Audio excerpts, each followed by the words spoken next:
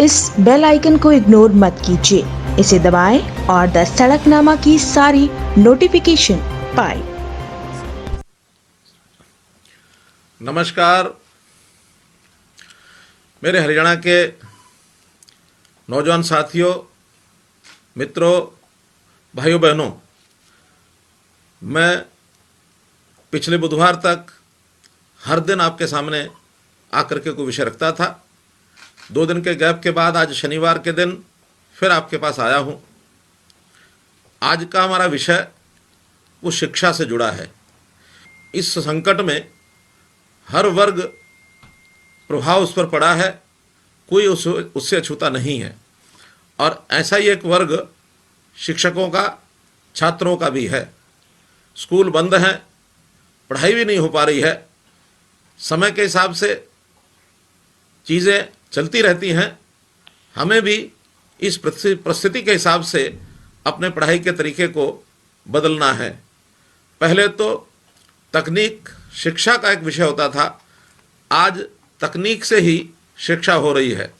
School को बंद किया जा सकता है, पर ज्ञान और शिक्षा को बंद नहीं किया जा सकता। आज विषय ये नहीं है कि पढ़ें कैसे, बल्कि विषय तो ये है कि कैसे कैसे पढ़ सकते हैं। तकनीक से हमें कई माध्यम दिए हैं, तकनीक के कारण से हम जो पढ़ सकते हैं उसके ऊपर अपना पूरा ध्यान रहना चाहिए।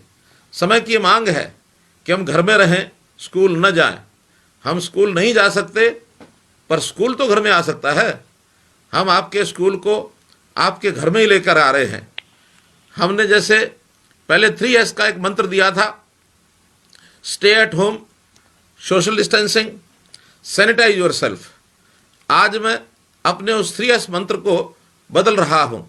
आज का 3S मंत्र विशेष तौर पर अपने विद्यार्थियों के लिए, छात्र छात्राओं के लिए, stay at home, school at home and study at home. इस प्रकार हम लोग अपने इस मंत्र के हिसाब से अपने इस कार्य को आगे बढ़ाएंगे। निश्चित रूप से हम लोग अपने इस काम को करते हुए आगे बढ़ने के लिए इन लॉकडाउन के दिनों का उपयोग करेंगे। पिछले 25 दिनों में बड़े धैर्य के साथ हम लॉकडाउन का पालन कर रहे हैं। जैसा मैंने 15 अप्रैल को इसी मंच से कहा था कि जल्दी ही ग्रीन लाइट होगी और सामान्य जीवन शुरू हो जाएगा। अनिश्चितता का सबसे बड़ा प्रभाव हमारे स्कूल कॉलेजों के विद्यार्थियों पर पड़ा है। 18 मार्च को प्रदेश में चल रही स्कूलों की वार्षिक परीक्षाओं को हमने रोक दिया था। 19 मार्च को सभी स्कूलों को बंद कर दिया गया। स्कूल के बच्चों का अगला शैक्षणिक सत्र 1 अप्रैल को शुरू होता।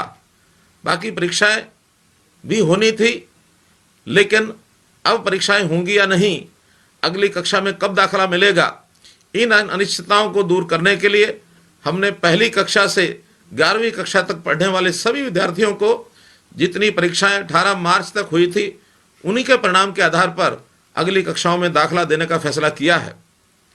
15 अप्रैल से 52 लाख विद्यार्थियों की नई कक्षाएं डिस्टेंस एजुकेशन सिस्टम, दूरवर्ती शिक्षा कार्यक्रम के तहत केबल और DTH चैनल्स के माध्यम से शुरू कर दी गई है।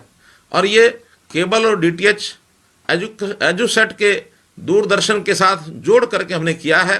हरियाणा पहला प्रांत है कि 100% पेनिट्रेशन, चाहे वो गांव हो, सुदूर इलाका हो, शहर हो, सबके साथ हमने इसको जोड़ा है।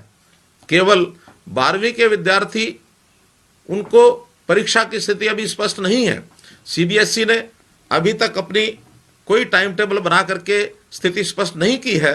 साधारणतः 12वीं का परिणाम 15 मई के आसपास घोषित होता है, परंतु इस बार परीक्षाओं के देरी होने के कारण से अखिल भारतीय प्रतियोगी परीक्षाएं भी जो पहले हो जाती हैं, इस बार NDA की प्रवेश परीक्षा जो 19 अप्रैल को निर्धारित कर दी गई थी, मेडिकल कॉलेज के लिए नीट की परीक्षा भी 3 मई को होनी थी, इन दोनों को पोस्टपोन कर दिया गया है।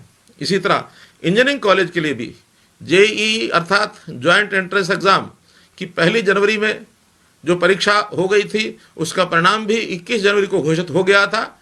इसी परीक्षा का एक दूसरा अवसर भी दिया जाता है, जो 13 अप्रैल से 17 अप्रैल तक होना था, पोस्टपोन कर दिया गया। अब 12वीं कक्षा के विद्यार्थियों को विशेष रूप से मैं कहना चाहूँगा कि आप लॉकडाउन की अपनी प्रतियोगी परीक्षाओं के लिए तैयारी का ये इसको एक सुअवसर मान लें, क्योंकि ये अवसर हमको और आगे तैयारी करने के लिए बढ़िया अवसर भी है। शायद स्कूल कॉलेज खुले रहते तो इतनी तैयारी हम नहीं कर सकते थे। ये 2 महीने का जो ज़्यादा समय मिला है, इसमें भी हम डिस्टेंस लर्निंग के माध्यम से, केबल और डीटीएच चैनल के माध्यम से दूरवर्ती शिक्षा कार्यक्रम जो शुरू किया गया है उसका आप लाभ उठाएं। 10वीं और 12वीं 11वीं कक्षा के विषयों के जिन पाठों में आपको कोई कठिनाई है उसे दूर करने के लिए जेई, नीट और एनडीए की परीक्षाएं जून जुलाई में हो तो उसका प्रदर्शन अच्छा हो सकता है। इस बीच मैं आपको विश्वास दिलाता हूं कि हरियाणा स्कूल शिक्षा बोर्ड की 12वीं में बचे हुए परीक्षा विषयों की परीक्षाएं जल्द से जल्दी लेकर परिणाम घोषित करने के सभी हम प्रयास करेंगे। इस पढ़ाई में हमारे बहुत से अध्यापक, लेक्चरर, चाहे वो स्कूल के हों चाहे कॉलेज के हों, बहुत प्रयत्न कर रहे हैं।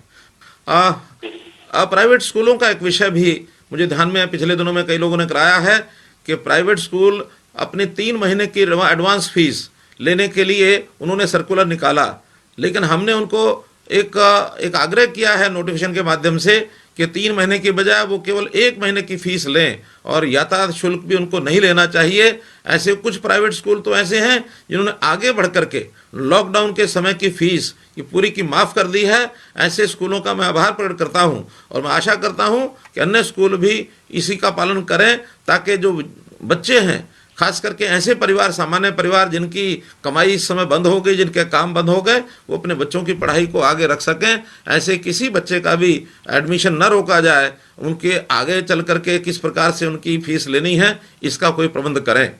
जहाँ तक 10वीं कक्षा के विद्यार्थी हैं, लगभग 60 से 70 हज़ार विद्यार्थी ऐसे जो सरकारी 172 ITIs हैं, 246 प्राइवेट ITIs हैं, उनमें जुलाई माह में दाखिले लेते हैं।